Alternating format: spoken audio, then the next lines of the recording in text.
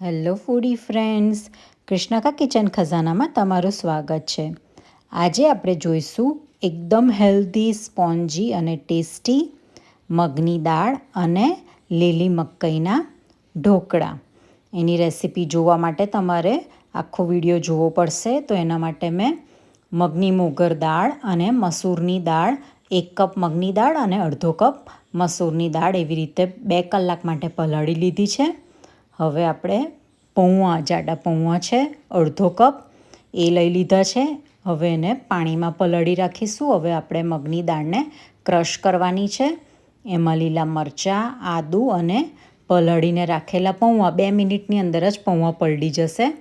હવે પાણી નાખીને આપણે એને ગ્રાઇન્ડ કરીશું. પલ્સ મોડ ઉપર પહેલાં આપણે ગ્રાઇન્ડ કરીશું, પછી એકદમ કોન્સ્ટન્ટ એને પીસી લઈશું. આપણે એકદમ બારીક ટેક્સચરવાળું આપણે ખીરું તૈયાર કરવાનું છે. બહુ દરદરું પણ નહીં અને એકદમ મીડિયમ દરદરું આપણે એને પીસી લઈશું. હવે આપણે એને બાઉલમાં લઈ લઈએ. પછી હવે લીલી મકાઈ લઈ લઈશું 1 કપ. પછી સોજી લીધી છે અને પાણી નાખી અને મકાઈને આપણે દરદરી પીસવાની છે. બહુ એકદમ સ્મૂધ પેસ્ટ નથી કરવાની.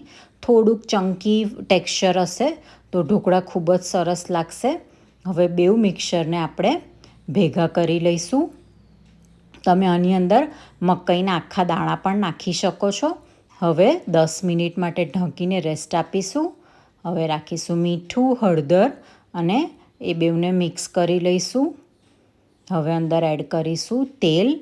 2 ટેબલ સ્પૂન જેટલું તેલ લઈશું. 1 પાવ ચીનાનું લઈએ છે. હવે આપણે પ્રોપર એને મિક્સ કરી લઈશું.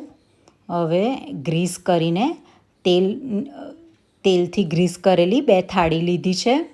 એની અંદર આપણે ખીરું લઈ લઈશું.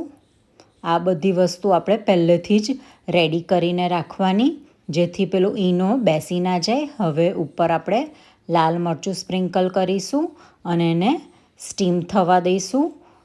લાલ મરચું એડ કરવાથી એનો ફ્લેવર ખૂબ જ એન્હાન્સ થઈ જશે.